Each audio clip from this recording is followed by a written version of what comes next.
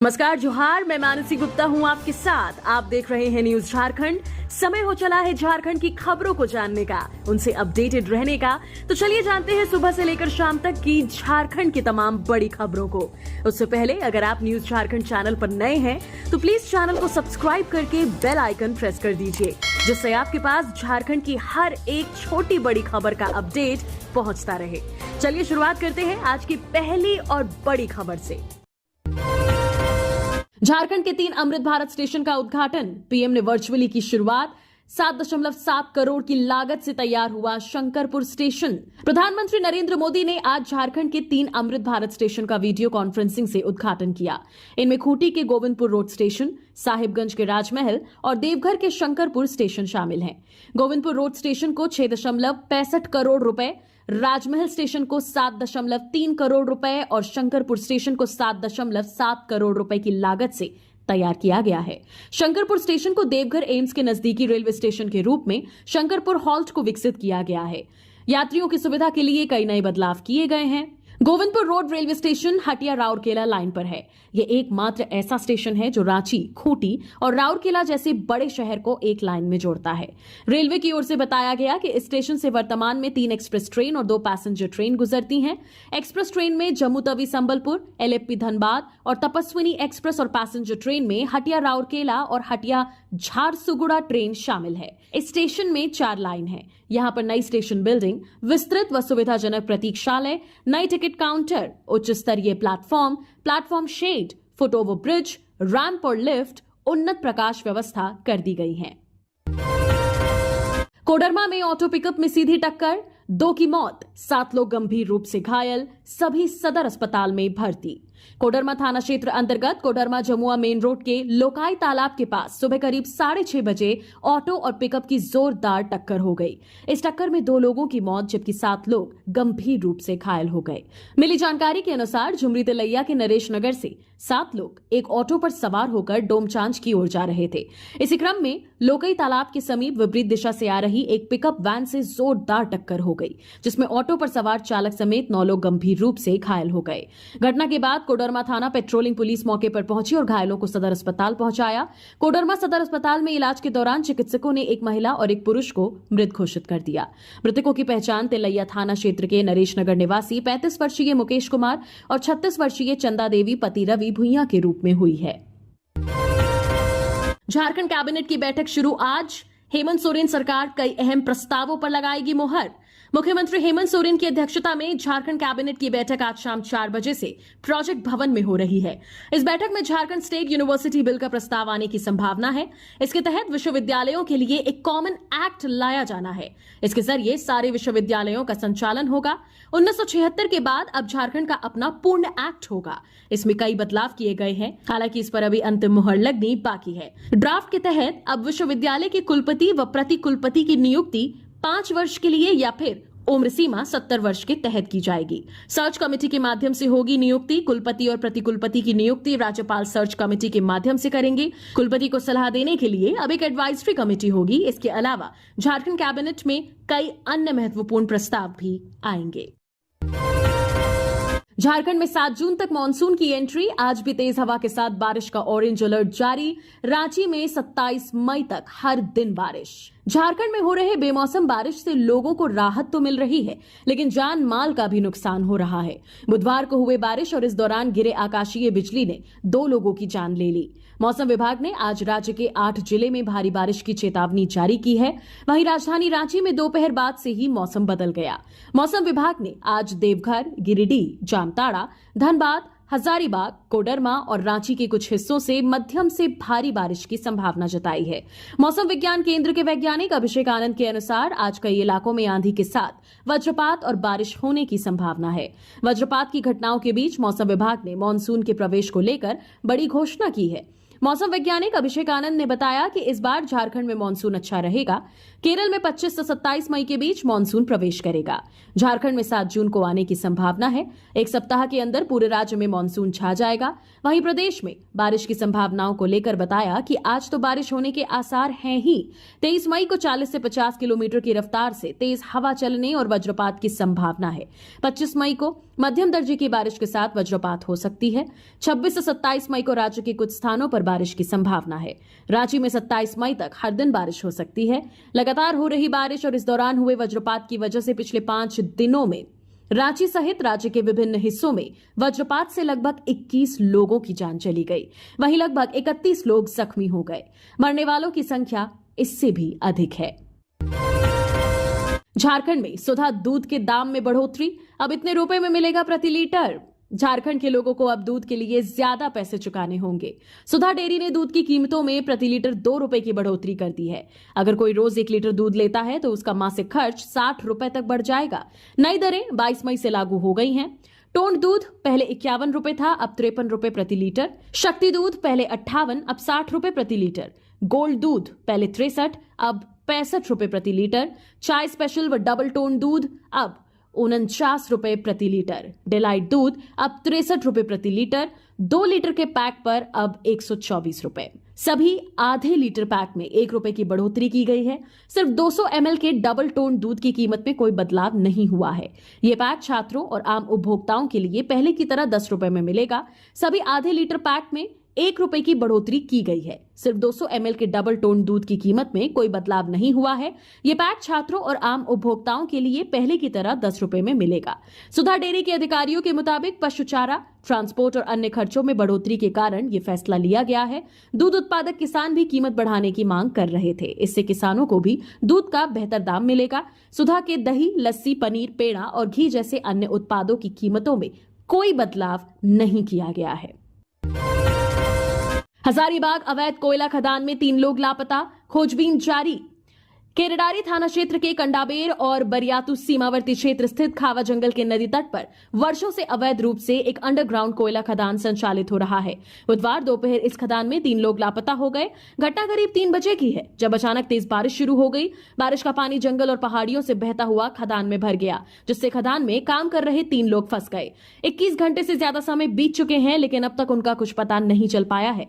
लापता लोगों की पहचान प्रमोद साव, उमेश कुमार और नौशाद आलम के रूप में की गई है। स्थानीय सूत्रों के अनुसार कोयला खदान अवैध रूप से संचालित की जा रही थी। बुधवार को जब बारिश हो रही थी तब तीनों लोग खदान में मशीन निकालने के लिए घुसे थे। तभी जोरदार बारिश होने से पानी तेजी से खदान में भरने लगा और वे भीतर ही फंस गए। घटना की जानकारी मिलते ही परिजन मौके पर पहुंचे और अपनी तरफ से खोजबीन शुरू कर दी। पूरे गांव में शोक और भय का माहौल है। सूचना मिलने पर केरेडारी सीओ रामरतन वर्णमाल ने भी घटनास्थल पर पहुंचकर स्थिति का जायजा लिया। प्रशासन की ओर से अब तक बचाव कार्य जारी है और लापता लोगों की तलाश की जा रही है। जंगल से निकलकर घाटशिला शहर पहुंचा प्यासा हिरण, गांव के कुत्तों ने दौड़ाया, फिर पहुंची वन विभाग की टीम। पूर्वी सिंहभूम जिले के घाटशिला शहर से सटे काशिदा में आज गुरुवार की सुबह जंगल से भटककर एक हिरण पहुंच गया। हिरण को गांव में देखते ही आवारा कुत्तों ने उसे खूब दौड़ाया। इसी बीच मौके पर पहुंचे ग्रामीणों ने हिरण को बचाया और वन विभाग को इसकी सूचना दी। सूचना पाकर वन विभाग की टीम तो मौके पर पहुंची, लेकिन हिरण को पकड़ने के लिए विभाग के पास कोई संशोधन नहीं था, जिसके बाद ग्रामीणों के सहयोग से हिरण को पकड़ा गया और फिर रस्सी से बांधकर वन विभाग हिरण को अपने साथ ले गई।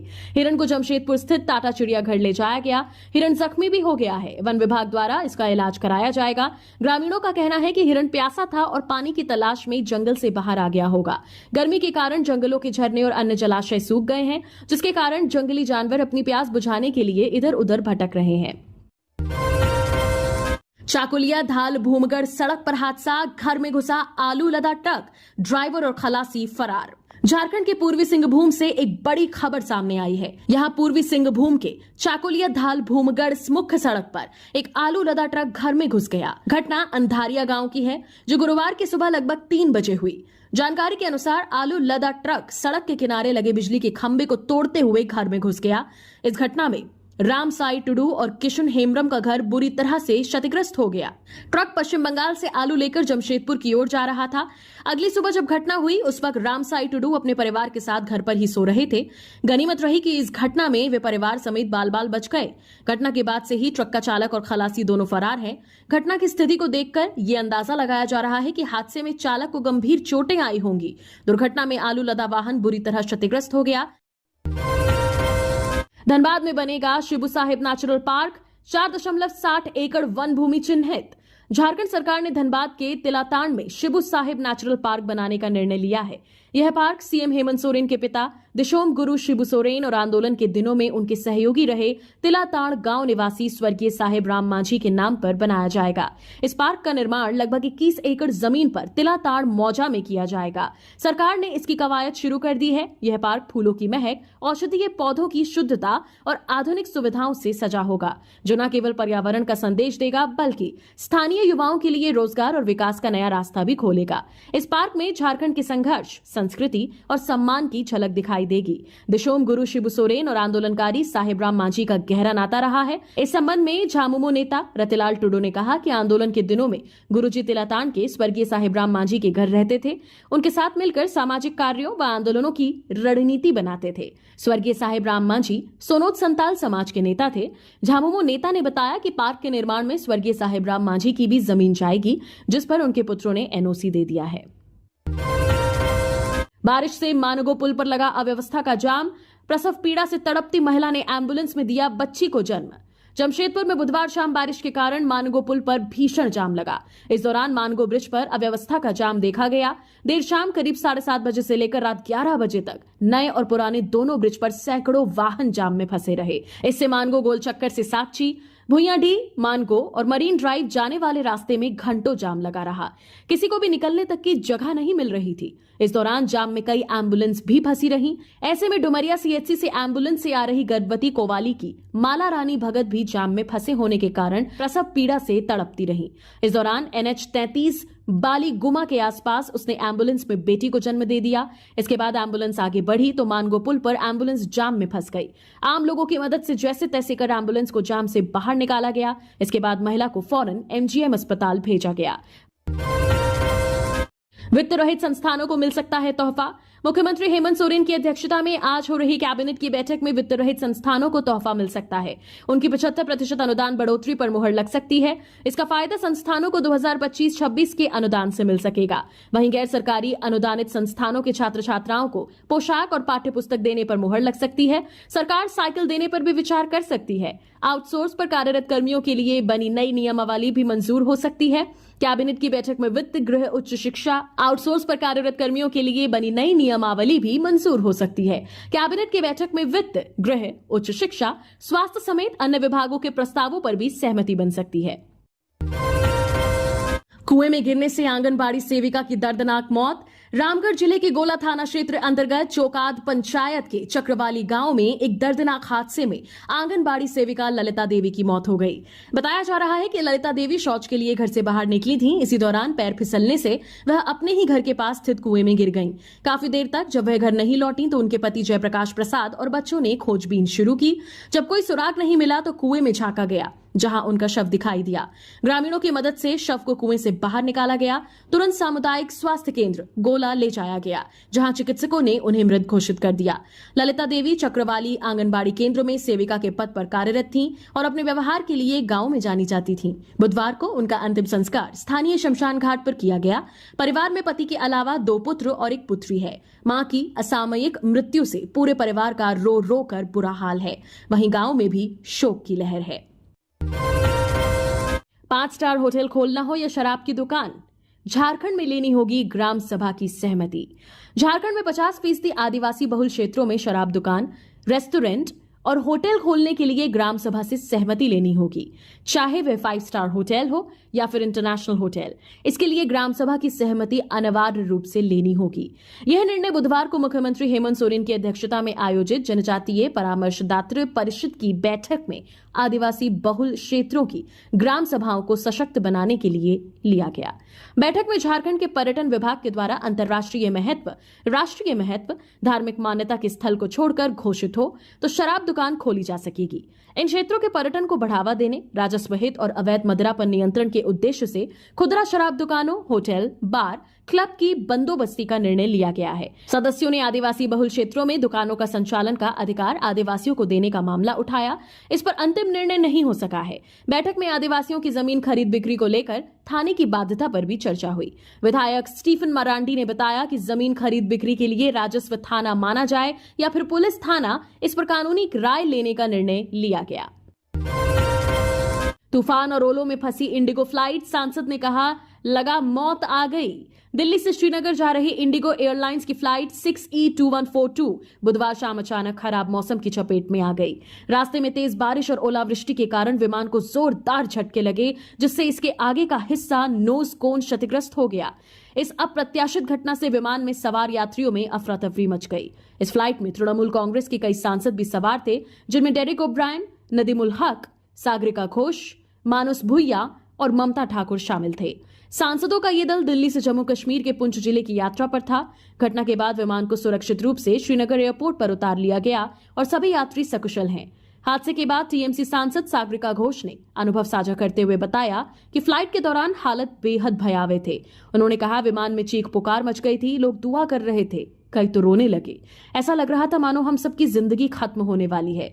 घोष ने पायलट की सूझबूझ और साहसिक निर्णय की सराहना करते हुए कहा, वो एक पल मौत के करीब का अनुभव था, लेकिन जिस तरह पायलट ने स्थिति को संभाला वह काबिले तारीफ है। हम सब ने विमान से उतरते ही पायलट को धन्यवाद कहा। गिरिडीह में छोटे भाई पर पेट्रोल डालकर लगा दी थी आग। कोर्ट ने दोषी को सुनाई उम्र कैद की सजा। गिरिडीह जिले के सरिये थाना क्षेत्र में सगे भाई की हत्या के दोषी को कोर्ट ने आजीवन कारावास की सजा सुनाई है। साथ ही 10,000 रुपए जुर्माना भी लगाया गया है। ये सजा जिला एवं सत्र न्यायाधीश चतुर्थ हरिओम कुमार की अदालत ने बुधवार को सुनाई। कोयरीडीह गांव के रहने वाले अजय राम को अपने छोटे भाई विजय राम की हत्या का दोषी पाया गया है।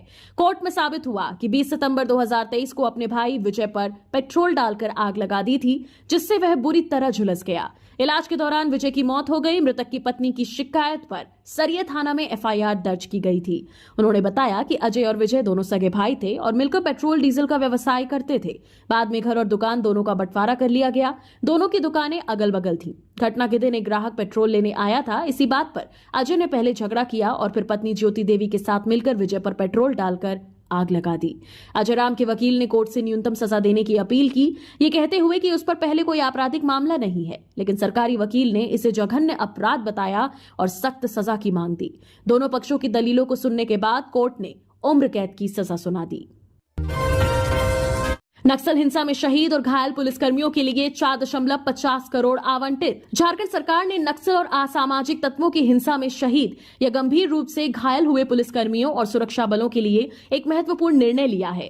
गृह, कारा एवं आपदा प्रबंधन विभाग ने स्पेशल कंपनसेशन स्कीम के तहत 4.50 करोड़ की राशि आवंटित की है। आवंटित राशि उन पुलिस पदाधिकारियों व कर्मियों, केंद्रीय अर्धसैनिक बल के जवानों, स्पेशल पुलिस ऑफिसर्स, झारखंड सशस्त्र पुलिस के कर्मियों और होमगार्ड के जवानों के लिए है, जो नक्सली या असामाजिक तत्वों की हिंसा में शहीद या गंभीर रूप से घायल हुए हैं। गृह सचिव द्वारा जारी आदेश के अनुसार 4.50 करोड़ का ये आवंटन विशेष क्षतिपूर्ति योजना के कार्यान्वयन के लिए किया गया है। जेपीएससी नियुक्ति घोटाला, डीएसपी शिवेंद्र की अग्रिम बेल पर सीबीआई कोर्ट में हुई सुनवाई। जेपीएससी नियुक्ति घोटाला मामले में चार्जशीटेड डीएसपी शिव कुमार उर्फ शिवेंद्र की ओर से दायर अग्रिम जमानत याचिका पर रांची सीबीआई की विशेष अदालत में सुनवाई हुई। सुनवाई के दौरान सीबीआई की ओर से जवाब दाखिल करने के लिए अतिरिक्त समय मांगा गया, जिसे अदालत ने स्वीकार करते हुए अगली सुनवाई की तारीख 23 मई 2025 तय की है। इस घोटाले में शामिल कई आरोपियों को सीबीआई कोर्ट से अग्रिम जमानत नहीं मिली है, जबकि कुछ आरोपियों को झारखंड हाईकोर्ट ने अग्रिम जमानत दे दी है। 10 वर्ष से रांची में जमे थे गजेंद्र सिंह, एकल पद सृजित कर बनाए गए थे संयुक्त आयुक्त। झारखंड के बहुचर्चित शराब घोटाले से जुड़े मामले में एसीबी ने मंगलवार को कार्रवाई करते हुए राज्य के वरीय आईएएस अधिकारी विनय चौबे और उत्पाद विभाग के संयुक्त आयुक्त गजेंद्र सिंह को गिरफ्तार कर जेल भेज दिया है। इस कार्रवाई में गिरफ्तार किए गए संयुक्त आयुक्त गजेंद्र सिंह की उत्पाद विभाग में तूती बोलती थी। गजेंद्र सिंह की नियुक्ति करीब 10 वर्ष पूर्व रांची के प्रभारी उपायुक्त उत्पाद के पद पर हुई थी। तब से लेकर अब तक वह रांची में ही जमे हुए हैं। इन 10 वर्षों में उत्पाद विभाग में कई सचिव आए और गए। रांची में कई उत्पाद उपायुक्त भी आए और उनका भी अलग अलग जिलों में तबादला हो गया, लेकिन गजेंद्र सिंह की हनक और उनका जुगाड़ ऐसा था कि किसी सरकार में उन्होंने रांची की कुर्सी नहीं छोड़ी, या यूं कहें कि किसी ने उन्हें रांची से दूर करने की हिमाकत नहीं की। गजेंद्र सिंह की नियुक्ति सबसे पहले प्रभारी उपायुक्त उत्पाद के रूप में रांची में हुई थी। इसके बाद उन्हें रांची का उत्पाद आयुक्त भी बनाया गया। आपको ये जानकर काफी आश्चर्य होगा कि उत्पाद विभाग ने कोरोना काल में एकल पद सृजित कर गजेंद्र सिंह को उत्पाद विभाग का संयुक्त आयुक्त बना दिया गया। गजेंद्र सिंह छत्तीसगढ़ से जुड़े शराब घोटाले में भी नामजद आरोपी हैं। झारखंड के जेलों में 26 कैदी एचआईवी संक्रमित, 37 को टीबी और 9 को सिफिलिस। झारखंड के विभिन्न जिलों में सजा काट रहे कुल 26 कैदी एचआईवी संक्रमित पाए गए हैं। राज्य सरकार द्वारा गठित स्टेट ओवरसाइट कमेटी की बैठक में इस बात की पुष्टि की गई।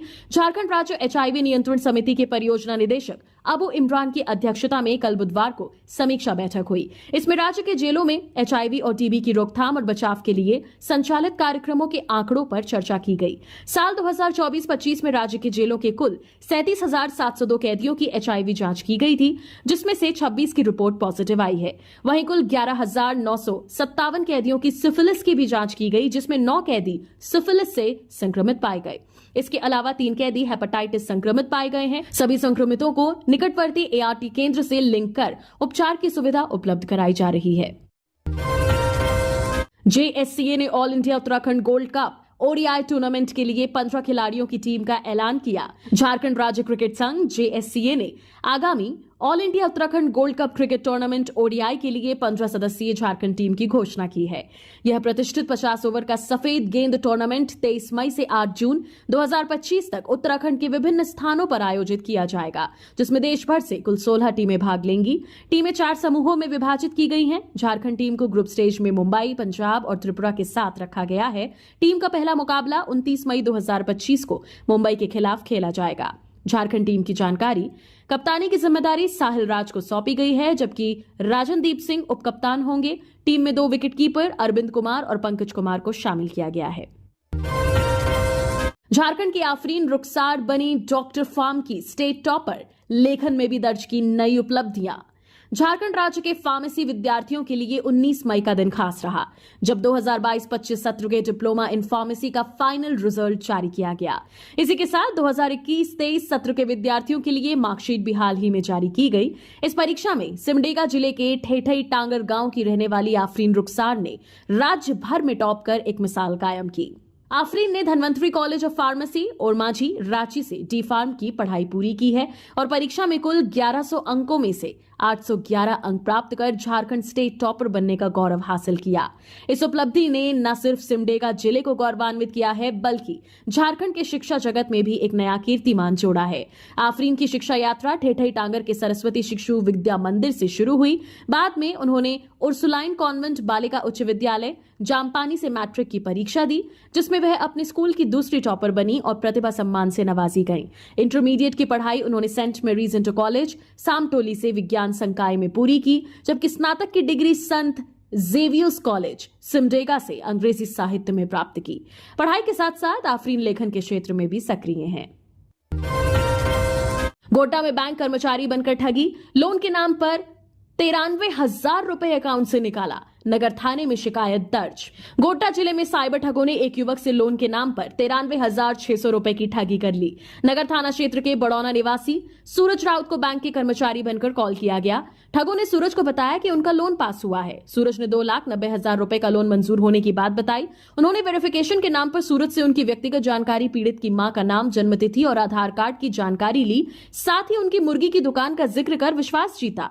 ठगों ने सूरज को बताया कि उनका खाता होल्ड हो गया है, इसे सक्रिय करने के लिए 40 से 50,000 रुपए और जमा करने को कहा। कुछ देर बाद जब सूरज ने अपना अकाउंट चेक किया तो 93,600 रुपए गायब थे। 21 मई को सूरत बैंक पहुंचे, जहां बैंक कर्मियों ने बताया कि उनकी तरफ से कोई कॉल नहीं किया गया। सूरज ने 16 मई को ही 2.90 लाख का लोन लिया था, जिसमें से 93,716 रुपए मिले थे। 21 मई को रात करीब 8 बजे उन्होंने नगर थाने में शिकायत दर्ज कराई। गोड्डा पुलिस अधीक्षक अनिमेश नेथानी ने बताया कि जानकारी मिली है, मामला दर्ज कर आगे की कार्रवाई की जा रही है।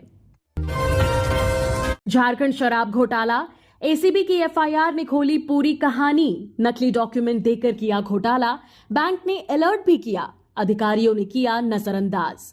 झारखंड में हुए शराब घोटाला मामले में एसीबी की ओर से जो प्राथमिकी दर्ज कराई गई, वह यह बताने के लिए पर्याप्त है कि 38.44 करोड़ के घोटाले के लिए केवल और केवल अधिकारी जिम्मेदार हैं। एसीबी की ओर से उत्पाद एवं मद्य निषेध विभाग तत्कालीन सचिव विनय चौबे सहित 13 लोगों पर नामजद एफआईआर कराया गया है।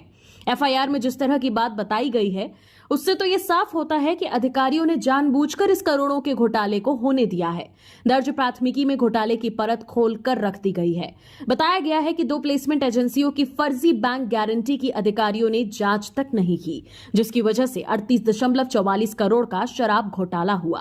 बैंक गारंटी के संबंध में संबंधित बैंक के प्रबंधक द्वारा बताया कि ये बैंक गारंटी ना तो बैंक द्वारा निर्गत किया गया है और ना ही इस पर प्रयुक्त लेटर हेड सिग्नेचर बैंक से संबंधित है।